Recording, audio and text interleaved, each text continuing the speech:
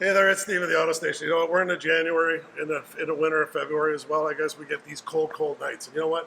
We talk about batteries. I've actually got a few of the folks that come in here saying, like, Steve, you know what? I've heard you talk about batteries for so long.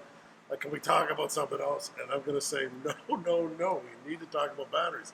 This is what the number one reason for roadside assistance right here in this battery. You can see in this baby right here, we got this nice little blankie here for the battery, right? It makes you wonder, why is this battery in a blankie? I'll tell you what, it's not in here to keep it warm at night.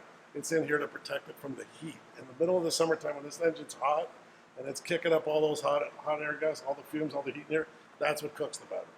So your battery would most likely have been damaged in the summer. Now you get to winter, cold night, you go to start, guess what, can't start. So a little bit of protection goes a long way. The best thing to do is just check it regularly. It's a simple little thing. You get an oil change, you're in a sort of a first-class service provider. They should be checking this for you for free. We check it for free every time you come in. Do an oil change service of any kind. We check your battery, make sure it's okay. Come on and see us. Do it at the auto station.